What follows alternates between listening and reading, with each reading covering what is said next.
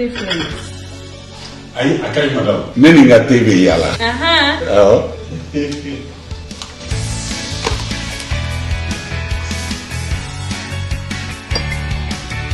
N ka cɛ, n bɛ n ka téléphone ta ka na sisan. Ah, d'accord.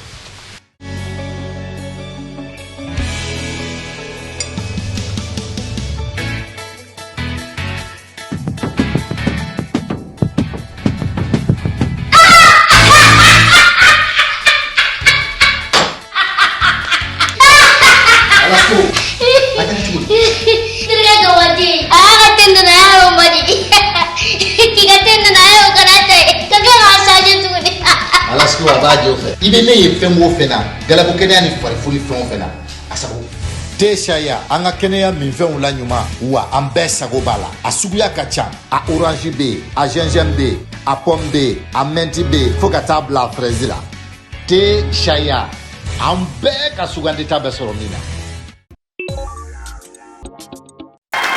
Et voilà, merci beaucoup. La première loi du succès, c'est d'abord se rendre accessible aux autres, savoir les écouter, partager leurs confidences, les aider aux besoins, les convaincre de persévérer dans la poursuite d'un but. Mesdames et messieurs, venus au temple des entrepreneurs, le Grand Café. Chaque mois, nous partons à la recherche d'un entrepreneur, un modèle de réussite qui nous fait l'honneur de partager son parcours. Et nous sommes avec l'Institut supérieur de commerce ISC Business School.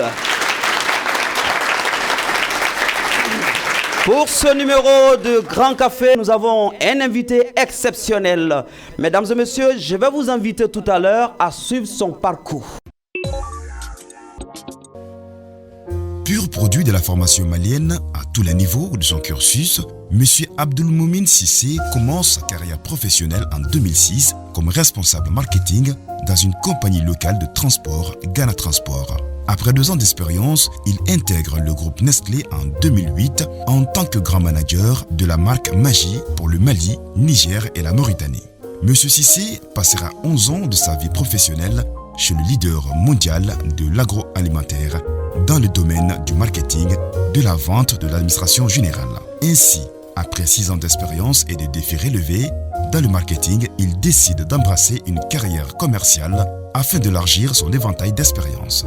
Il fut transféré à Nestlé Burkina en 2015. Après 2 ans de succès, M. Sissé gagne la confiance de sa hiérarchie et il est promu au poste de directeur général pour Nestlé Niger. En 2018, il revient occuper le poste de directeur général pour le Mali. Son parcours chez Nestlé, qui entretient une culture de la performance soutenue par une approche de développement personnel dans un environnement sain et sûr, fut couronné de succès et de belles reconnaissances. Après avoir passé 11 ans chez Nestlé et ayant occupé différents postes de responsabilité dans différents pays de l'Afrique de l'Ouest, M. Sissé décide enfin en 2019 d'embrasser une carrière d'entrepreneuriat. Il démissionne ainsi de son poste de DG de Nestlé au Mali pour créer la société Sissé Distribution et s'occupe de la distribution exclusive des produits Nestlé au Mali. M. Sissé est un passionné du travail bien fait et de challenge. Il met ainsi toute son expérience acquise chez la multinationale suisse Nestlé au service de son entreprise Sissé Distribution pour relever ainsi ses nouveaux défis en tant qu'entrepreneur dans un contexte de crise multiforme et de concurrence accrue. Sa société a comme valeur respect, confiance et communication transparente. Il croit fondamentalement que ces valeurs sont les piliers qui permettent de garder l'équipe unie, motivée et engagée pour faire face chaque jour aux défis quotidiens. Sa devise « Nous défions nos limites » prouve à suffisance qu'il ne limite pas ses défis, mais plutôt il défie ses limites et qu'il est toujours possible de les pousser. Avec son statut d'entrepreneur et conscient de la nécessité de s'investir dans l'accompagnement des jeunes Maliens en formation, Sissé Distribution joue pleinement son rôle en tant qu'entreprise citoyenne en créant le programme Sissé Talent en collaboration avec des structures locales permettant aux jeunes talents de vivre leur première expérience professionnelle et augmenter leur employabilité. Alors, rapidement, je vais me permettre de vous présenter l'Institut supérieur de commerce. Et il y a son recteur qui est dans la salle avec nous, la personne de M. Cheikh El Mokhtar Koné. Je suis M. Koné Cheikh El Mokhtar, je suis le recteur de l'Institut supérieur de commerce Business School, 6 à l'AC 2000 en face du monument Obélisque que tous les Maliens appellent communément Bougiba. Nous existons depuis 11 ans et nous sommes dans les sciences de gestion. En licence, nous avons 4 branches de et notre particularité, c'est que nous n'avons pas de tronc commun, donc c'est la spécialisation directe. Donc nous avons première année marketing, gestion financière, réseau et télécom, finance comptabilité. Ce qui concerne la formation initiale. En formation continue master, nous avons toute une diversité, ça va jusqu'à 15 et nous venons d'ailleurs de lancer le développement durable, le journalisme, la banque digitale, etc. Donc ISC, comme on le dit chez nous, c'est le temple du savoir, du savoir-être, du savoir-faire et du faire savoir. Et ici, le Grand Café, c'est le temple des entrepreneurs. Notre invité est Monsieur Abdoul Moumine Cissé, jeune entrepreneur malien, ancien directeur de Nestlé Niger, Mali, CEO de Cissé Distribution.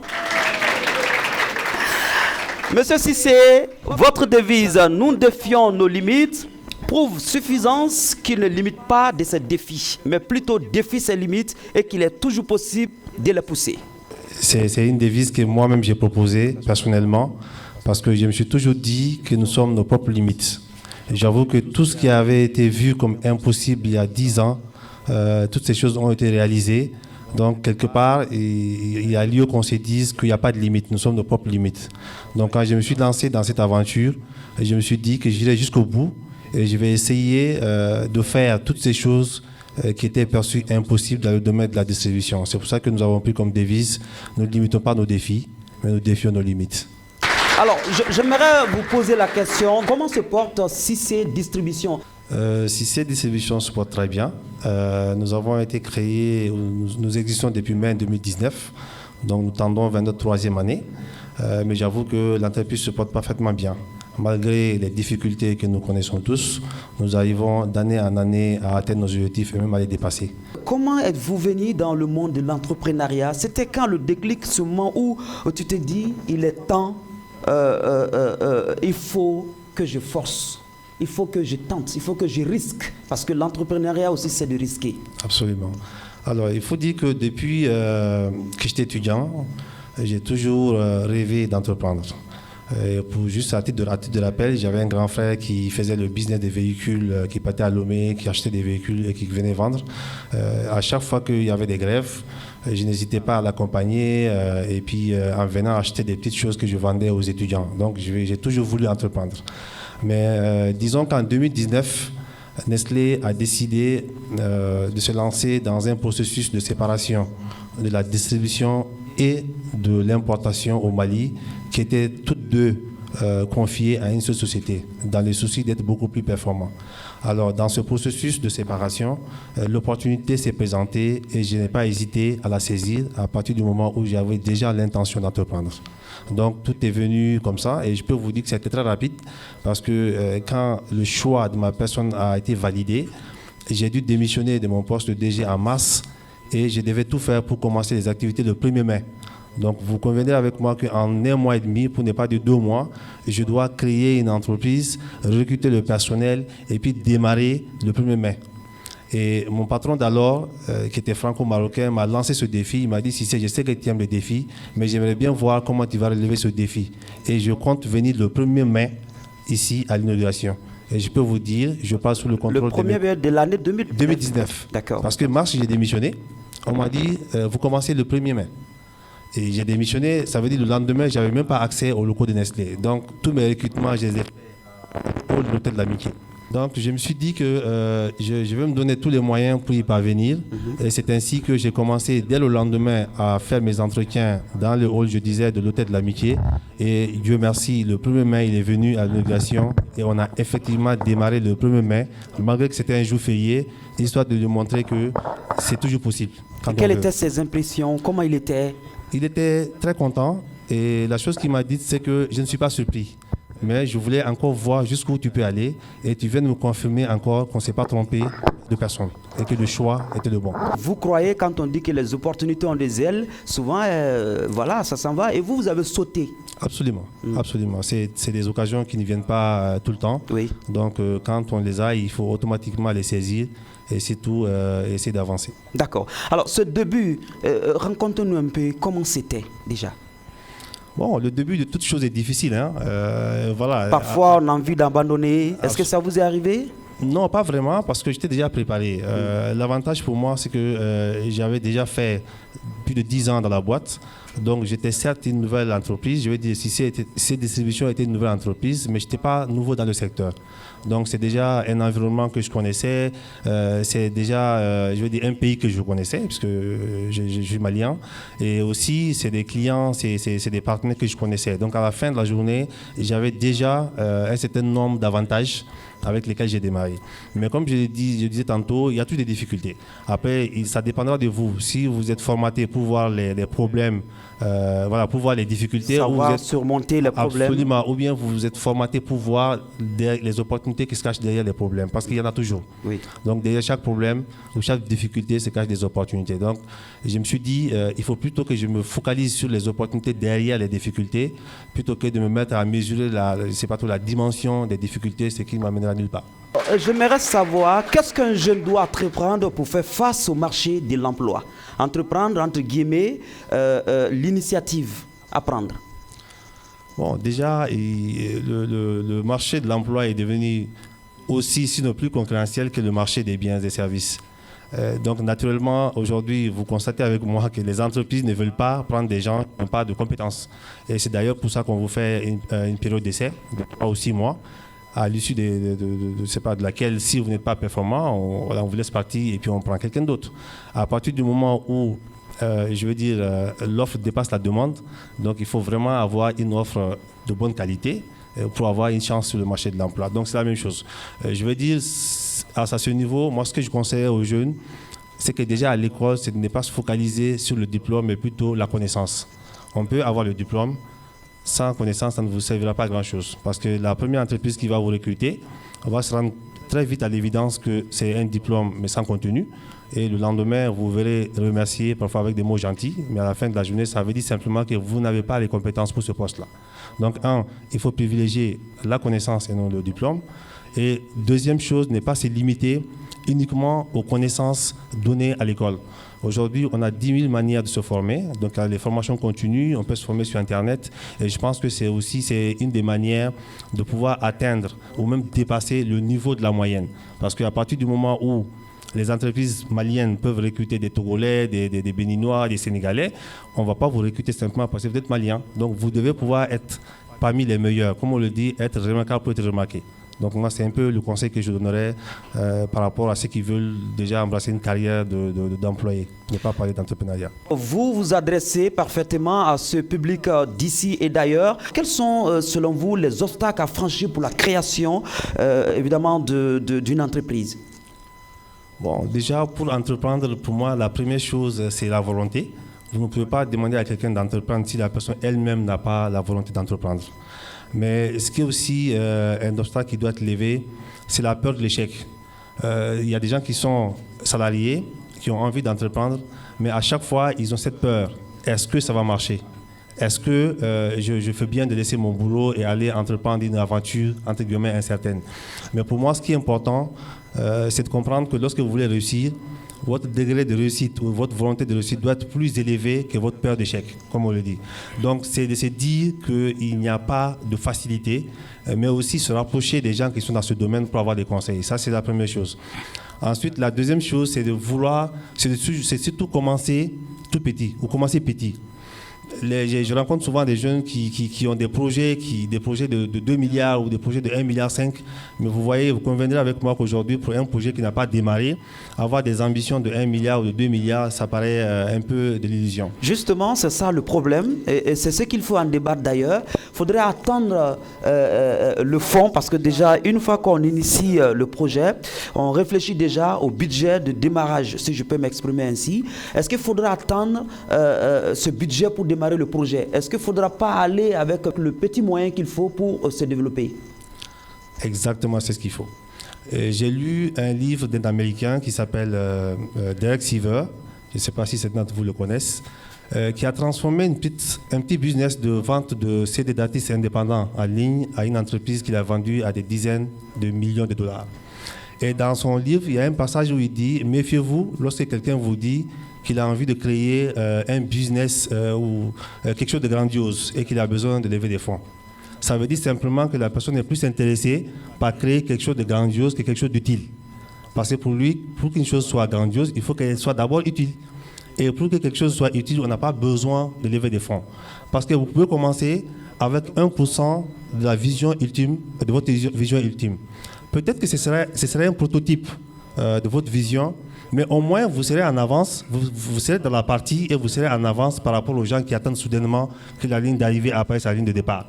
Donc c'est une façon de dire, si vous avez un projet, vous ambitionnez par exemple créer une société de transport avec 25 cars, avec je ne sais pas 50 employés, si vous n'avez pas les moyens, M. Diakité, vous pouvez déjà commencer par dire, est-ce qu'il y a quelqu'un qui a un bus qui veut louer, qui n'a peut-être pas le moyen de se faire connaître, et peut-être aller investir dans une petite plateforme en ligne et essayer de mettre ensemble l'offre et la demande pour créer déjà un premier marché et se faire 10 ou 15%.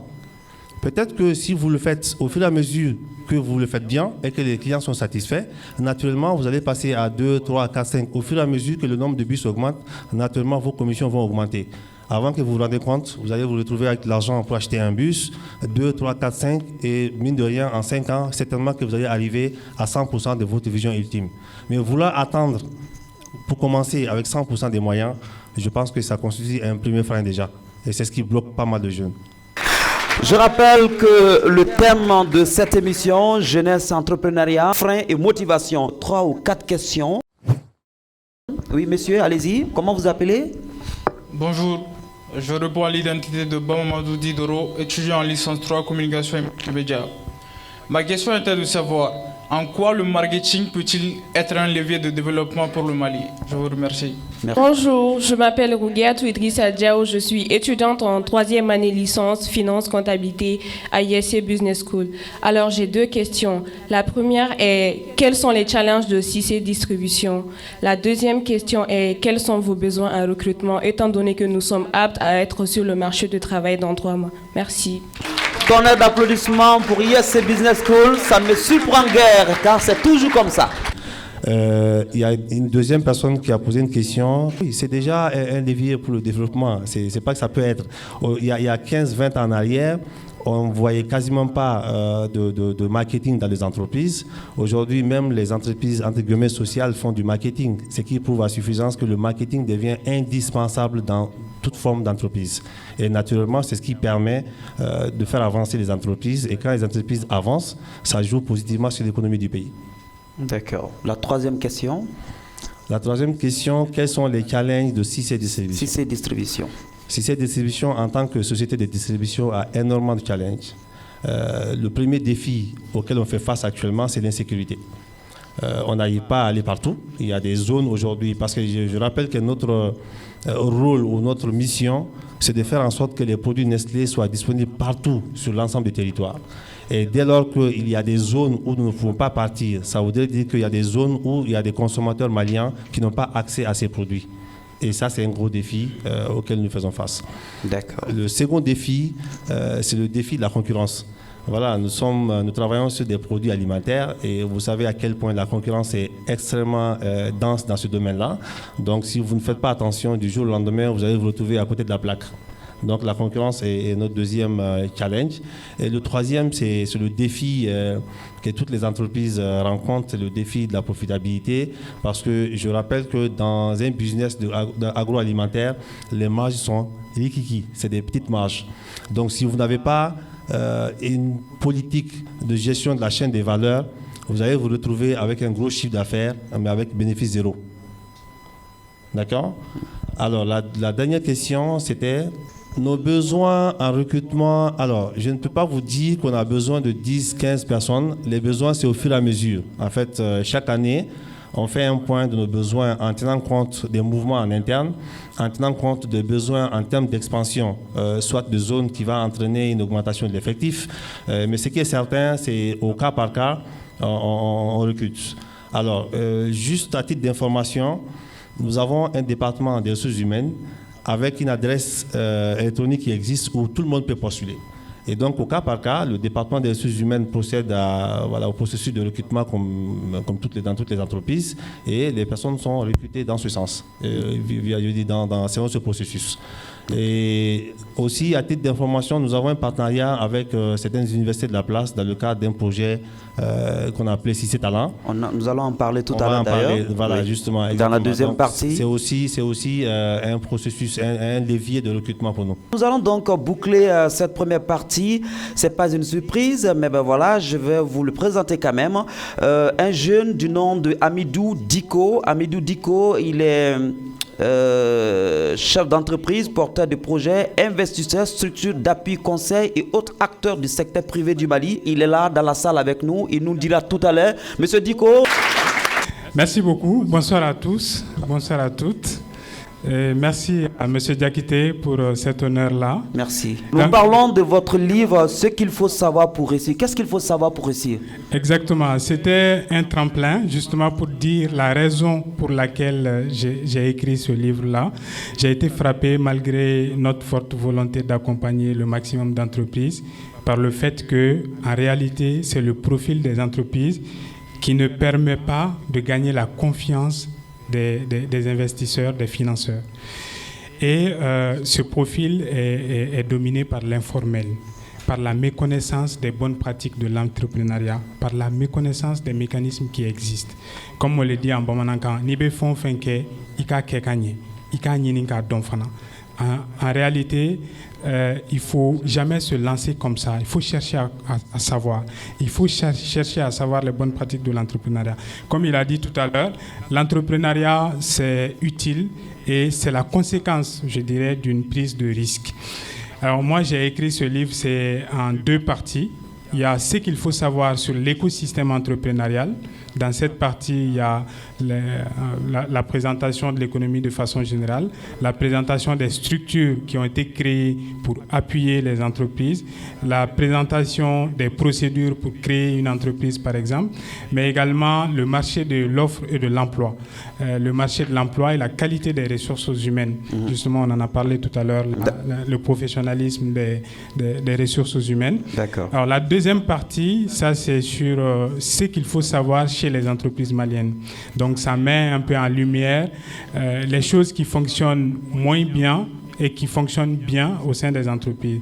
Donc, celles qui fonctionnent moins bien, comment les améliorer, justement pour qu'on puisse avoir des entreprises mieux structurées, plus solides, plus capables de créer des emplois, plus capables de créer de la richesse.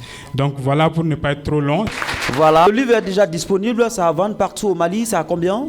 Le livre est disponible dans quelques librairies à Bamako, y compris à la librairie Grand Hôtel ici, chez Ba, également à la librairie Larousse qui est au marché d'Ibida. Au prix de combien? Au prix de 10 000 en librairie. Mais ici, j'ai une dizaine que je vendrai à 5 000 aux étudiants. Je rappelle, vous êtes dans le Grand Café, le temple des entrepreneurs. Donc, nous avons pour sujet jeunesse, entrepreneuriat, frein et motivation. Merci à vous qui nous suivez un peu partout en Afrique, au Mali, ailleurs. Monsieur Cissé, comment obtenir le financement pour démarrer l'entrepreneuriat jeune? Très bonne question. Je pense que c'est, comme on le dit, l'argent sur le nerf de la guerre.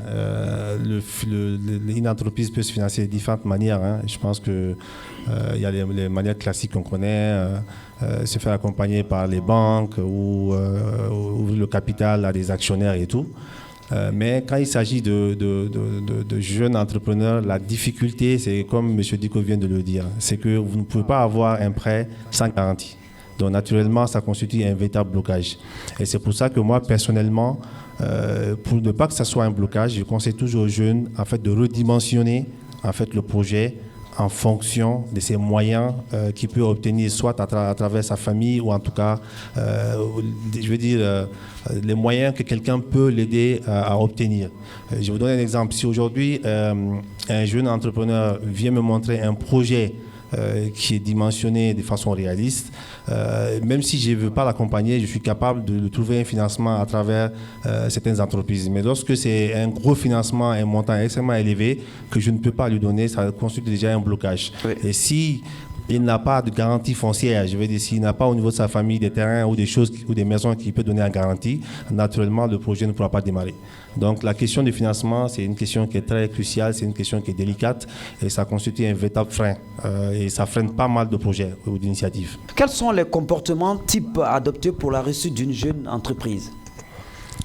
Pour une jeune entreprise, pour moi, le premier comportement ou ce que je veux conseiller, parce que c'est toujours en termes de conseil, c'est de ne pas se focaliser déjà sur l'argent, de servir au mieux ses clients et l'argent suivra. Vous allez voir des jeunes entreprises qui sont créées, mais qui dès le départ ne veulent pas suivre le processus logique d'évolution. C'est des gens qui sont pressés de se faire des millions tout de suite et naturellement ils ratent de justesse en fait l'essence même de la création de l'entreprise.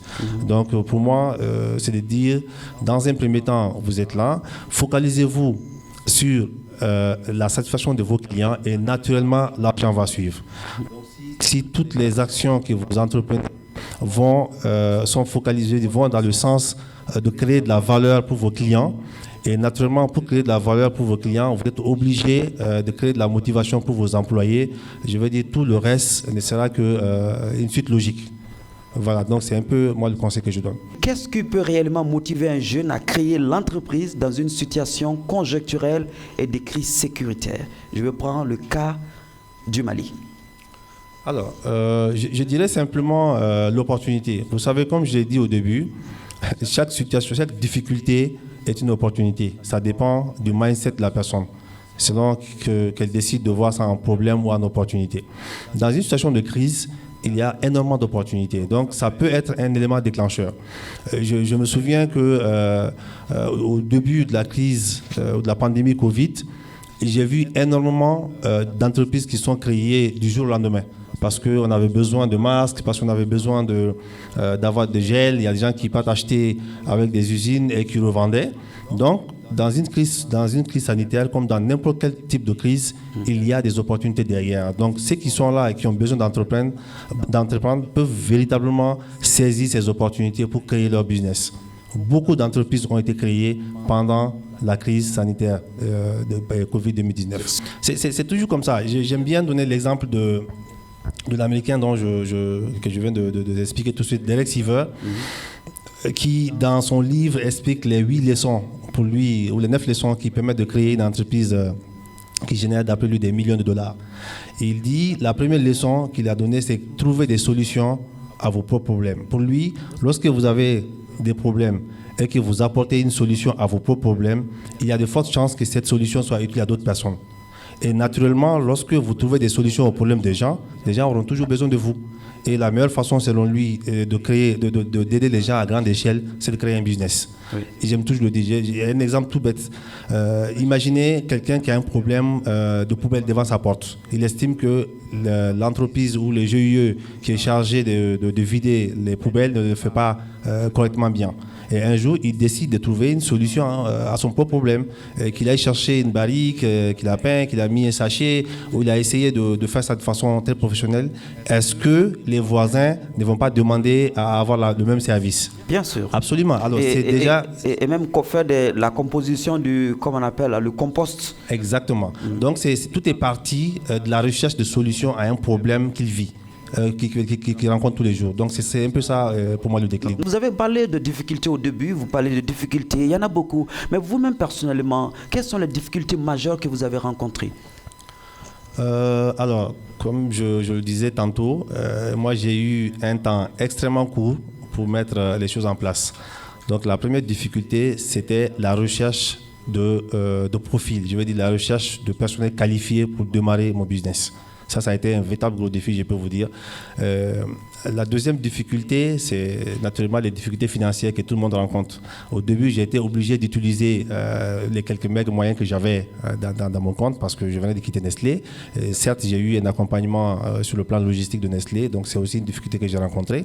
Et la troisième difficulté, c'est qu'à un moment donné, j'étais pratiquement partout à la fois. Parce que je n'avais pas tout ce personnel que j'ai aujourd'hui, donc il fallait... Je profite pour saluer le personnel de Cissé Distribution. Donc ça a été un véritable challenge pour moi, parce que j'ai dû commencer avec le personnel essentiel, et puis au fur et à mesure recruter le reste du personnel. Donc au début, j'étais au bureau de 7h à 21h, et je n'avais même pas de bureau, je pense que mes collaborateurs peuvent l'attester, je n'avais pas de bureau parce qu'on n'avait pas suffisamment de box. Donc pour moi, le plus important, c'était ceux-là qui étaient chargés d'assurer la livraison et de faire le reste des activités opérationnelles. Donc j'étais là, quand quelqu'un se lève, je m'asseyais, dès que la personne arrive, je me levais. J'étais parfois sur la banquette des clients avec mon ordinateur sur les pieds. On n'arrivait pas à différencier l'employeur ou l'employé, le patron ou... Il n'y avait aucune différence. C'était même pas possible de me reconnaître parmi le personnel. C'est quand même important de bien dire, il ne s'agit pas de créer l'entreprise et porter des costumes à rester sous la climatisation et tout. Souvent, on a la main dedans. C'est même indispensable. Très généralement, ça mène à l'échec. Ça ne marchera pas. Les gens vont travailler que lorsqu'ils vous verront à l'œuvre. Les gens ne vont travailler que lorsqu'ils voient que vous-même qui êtes propriétaire de la chose, vous prenez la chose à bras le corps et que vous croyez à ce que vous êtes en train de faire. Mais si vous n'êtes pas là, comment on peut savoir si vous croyez? Vous ne pouvez pas me dire que vous croyez à quelque chose pendant que vous êtes à la maison et que moi je suis en train de travailler pour vous. Ça ne fait pas de sens. Ça ne se gère pas au téléphone? Pas du tout. Il faut être là. Absolument. D'accord. Que peuvent faire l'État et les partenaires au développement pour appuyer l'entrepreneur jeune, exactement, selon vous? Déjà, pour moi, tout le monde doit faire quelque chose. C'est dans ce terme que je vais m'exprimer. Pour moi, la question d'entrepreneuriat n'est pas une question qui peut être traitée par une partie. Tout le monde doit faire quelque chose. D'abord, nous, entrepreneurs, nous devons jouer un grand rôle. Ouvrir d'abord les portes des entreprises aux jeunes pour leur permettre de venir se former. Ceux qui ont envie de devenir employés, leur donner la possibilité d'être des très bons employés. Ceux qui ont envie d'entreprendre, les laisser ou leur donner la chance de rencontrer les différents responsables de l'entreprise pour comprendre quelles sont les difficultés qu'ils ont rencontrées et surtout les aider à faire tomber le masque.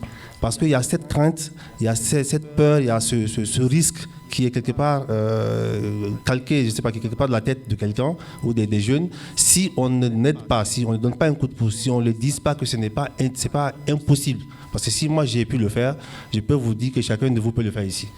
Je ne suis pas un super homme, c'est juste une question de volonté, c'est juste une question de mindset, et c'est juste une question peut-être de volonté, comme je l'ai dit. Chacun a sa part de responsabilité. Absolument, sa part de responsabilité. Donc les entrepreneurs doivent jouer un grand rôle. En ouvrant les portes, comme je l'ai dit. Il y a les autres, les partenaires techniques aussi doivent jouer un rôle, naturellement, en accompagnant les entreprises pour pouvoir accompagner davantage les jeunes. L'État doit jouer un rôle. Je vais vous donner un exemple. Aujourd'hui, moi, je suis entrepreneur. Je travaille, mon équipe est quasiment 100% jeune. Et donc, si demain l'État vient quand je dis l'État, je veux dire les services compétents viennent me demander, Monsieur Cissé, vous avez besoin de quoi pour créer ou pour aider les jeunes à entreprendre? Peut-être qu'aujourd'hui, si on m'accompagne d'une certaine manière, je suis capable de regarder sur la chaîne des valeurs s'il y a des choses aujourd'hui que j'achète ou que je fais, que je peux confier à des jeunes sous forme de groupement, ça aiderait naturellement à créer une entreprise. Peut-être que cette entreprise aussi va en créer une autre si elle bénéficie naturellement d'un accompagnement. Mais la réalité, c'est qu'aujourd'hui, vous n'avez pas d'accompagnement, pour être franc avec vous.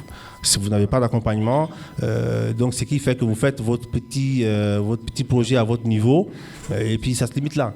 Voilà, donc malgré la volonté, je veux dire, à un moment donné, il y a des limites que vous ne pouvez pas dépasser. Donc pour moi, c'est une question que tout le monde, je veux dire, c'est quelque chose qui doit être fait à tous les niveaux, pas seulement au niveau de l'État, pas seulement au niveau des partenaires, mais chacun doit jouer sa partition. La preuve en est que vous êtes en train de jouer votre partition aujourd'hui avec le Grand Café, parce que vous donnez l'opportunité à des jeunes d'apprendre des choses de moi, mais de comprendre aussi que ce n'est pas impossible. Donc pour moi, c'est aussi votre partition que vous jouez comme ça. Merci beaucoup quand même pour cette reconnaissance. Ouvrez les portes et moi, je vais permettre à l'assistante encore de poser 3 questions rapidement avant de parler de Cissé Talent. Je m'appelle Alain Lebreus, étudiant en 3e année finance comptabilité. Monsieur Cissé, ma question est la suivante. Mettre une entreprise en place n'est pas facile. Faire face à la concurrence également. J'aimerais savoir quel est l'avantage que vous avez sur vos concurrents. Merci. Merci. Deuxième question. Deuxième question. Bonjour. Bonjour. Je me présente Abdoulaye Koné, étudiant en licence 3 finance comptabilité aussi. Ma question est un peu hors contexte. C'était de savoir quelle est l'opinion de M. Cissé vis-à-vis de la situation socio-politique et économique que vit le Mali actuellement. Merci. Très belle question. Merci. Troisième, une dame, 2 dames. Bonjour, oui, je m'appelle bonjour. Aminata Koulibaly, étudiante en licence 3 communication et multimédia. Ma question était la suivante. Sur les kakémonos derrière vous, monsieur, je vois écrire satisfaction de nos clients. Maintenant, je voulais savoir quels sont les outils de gestion et relation client que Cissé Distribution utilise pour fidéliser sa clientèle. Merci. Merci. Bonsoir, monsieur Cissé. Je suis Christopher Ambamani, étudiant en licence 3 finance comptabilité. Alors, je voudrais savoir quels sont les actes RSE que votre entreprise met en place pour préserver l'environnement de notre pays, le Mali. L'avantage que vous avez sur vos concurrents. Très bien. Alors, déjà, notre premier avantage concurrentiel, comme j'aime le dire, c'est les produits sur lesquels nous travaillons. C'est des produits Nestlé, dont la qualité n'est plus à démontrer. Donc nous travaillons sur des produits de très bonne qualité et les consommateurs en sont convaincus. Donc ça, c'est notre premier avantage concurrentiel. C'est plus facile de vendre des produits qui sont de très bonne qualité et surtout quand les consommateurs en sont convaincus. Notre deuxième avantage concurrentiel, c'est les people, les gens, les personnes. Nous avons une équipe 100% jeune, comme je vous l'ai dit, et nous avons des personnes qui sont très déterminées. Et j'aime le dire, c'est les hommes qui font la différence. Moi, je ne crois pas aux stratégies, mais je crois aux hommes. Vous pouvez avoir les meilleures stratégies au monde. Si vous n'avez pas les bonnes personnes pour les mettre en œuvre, je peux vous dire que vous allez passer à côté. Donc, notre deuxième avantage concurrentiel, sont les hommes. Deuxième question. Oui, je ne suis pas politicien, je suis un homme d'affaires. Mais vous avez un regard. Je sais que notre pays traverse une situation très compliquée. Nous sommes dans une crise multidimensionnelle. On parle de crise sécuritaire, on parle de crise politique, on parle des sanctions et tout. Naturellement, ça m'affecte en tant qu'homme d'affaires parce qu'au mois où je vous parle, on a des conteneurs qui sont bloqués, qui n'arrivent pas à rentrer. On commence à avoir une situation très tendue en termes de stock. Donc, ça veut dire simplement que si la crise politique va au-delà de mi-mars, ça deviendrait carrément une catastrophe politique, je dirais. Donc, troisième question. Je préfère laisser la parole à mon directeur commercial et marketing qui est là, celui qui gère les clients. Je pense qu'il est à même de vous expliquer comment il fait cela, si c'est permis, bien sûr. Bien sûr, bien sûr. Déjà, les premiers clients, c'est comme si c'est l'a dit, c'est le personnel. Ton premier client dans ton entreprise, c'est le personnel. Et si vous regardez la définition de 6C, on dit satisfaction de nos clients. Le personnel fait partie des clients. Ils sont des premiers clients. À partir du moment où vous arrivez à mettre en place un personnel, une équipe people très efficient et engagé, le reste, ça va découler de source. Maintenant, revenons sur le route to market, la gestion de nos clients en tant que tel. Il y a un point pertinent aussi dont Cissé a parlé, c'est de trouver le market product fit.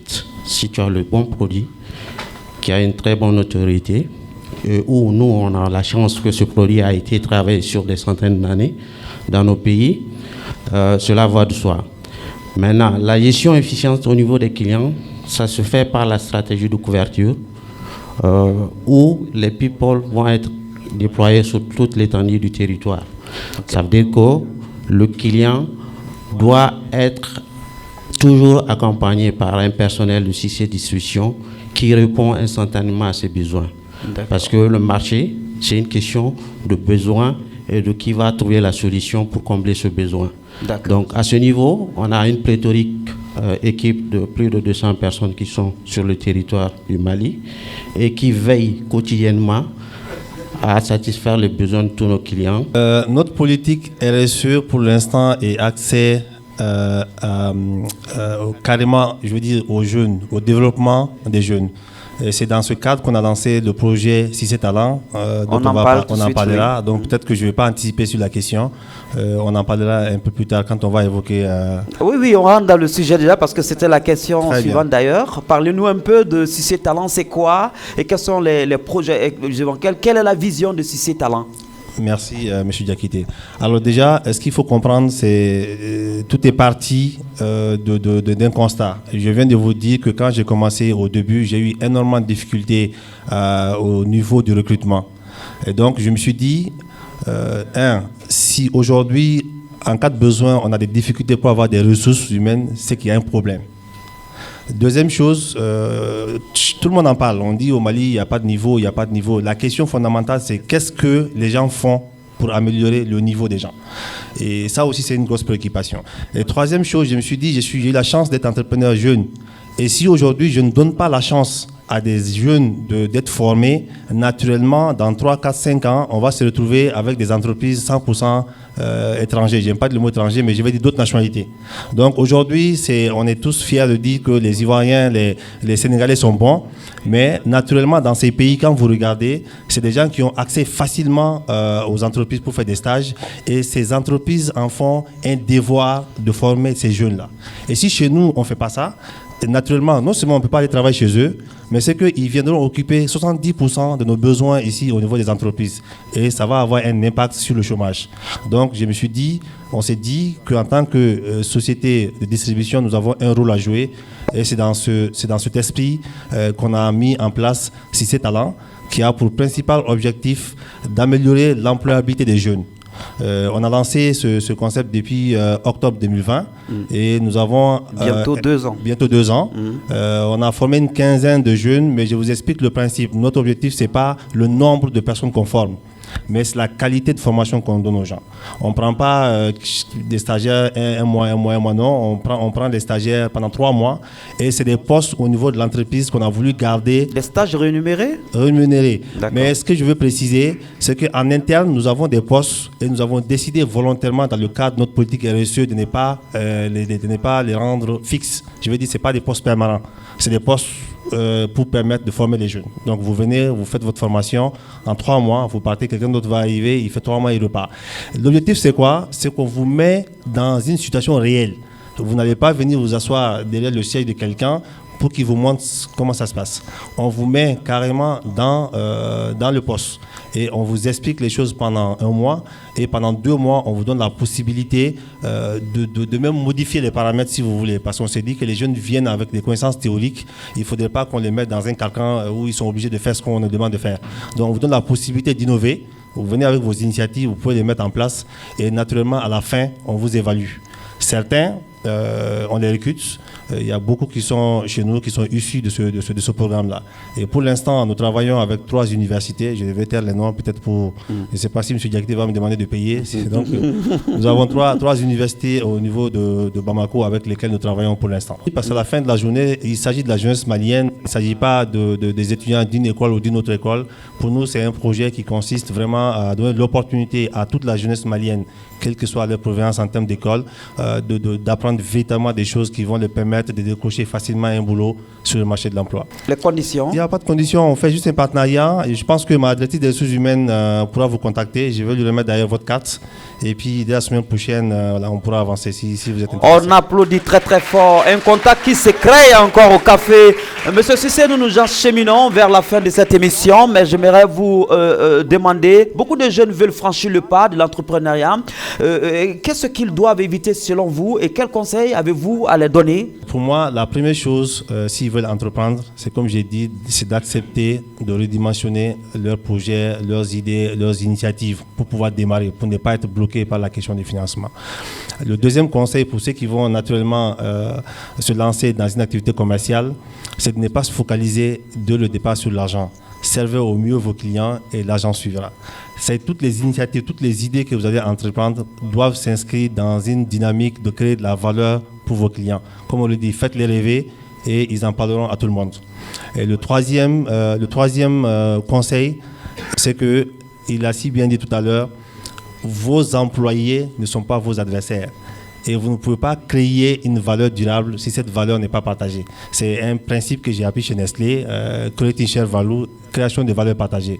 Vous allez réussir uniquement lorsque vos employés sont motivés, lorsque les clients sont contents et lorsque tous ceux qui travaillent avec vous, naturellement les partenaires, sont contents. Donc si c'est vous seul en tant qu'entrepreneur qui évoluez, rassurez-vous, dans 6 mois, vous ne serez plus là. Donc vos employés doivent être véritablement motivés pour pouvoir vous aider à satisfaire vos clients. Tout est lié, on ne peut pas les dissocier. D'accord. C'est pas possible. Les mots à retenir pour boucler cette émission sont motivation, satisfaction, jeunesse, entrepreneuriat, frein et motivation. C'était le thème de ce grand café, le temple des entrepreneurs. Je rappelle, notre invité était M. Abdul Moumin Cissé, CEO de Cissé Distribution. Merci M. Cissé d'être venu au grand café. Je tenais aussi à remercier le groupe Azala Hotel, sans oublier l'ISC Business School, comme toujours, pour nous accompagner au grand café. Il y a bien des manières de ne pas réussir, mais la plus sûre est de jamais prendre de risques. Prenez le risque et prenez soin de vous. Je vous retrouve très prochainement dans le Grand Café avec d'autres invités.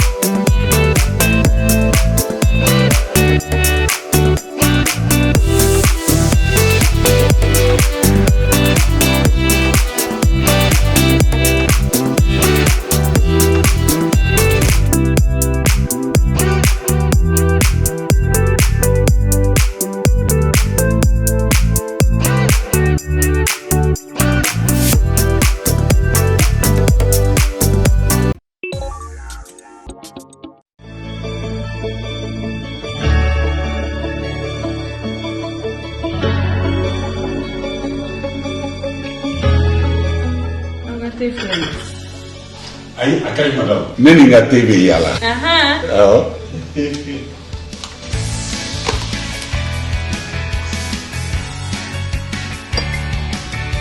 ka cɛ, n bɛ n ka téléphone ta ka na sisan. Ah, d'accord.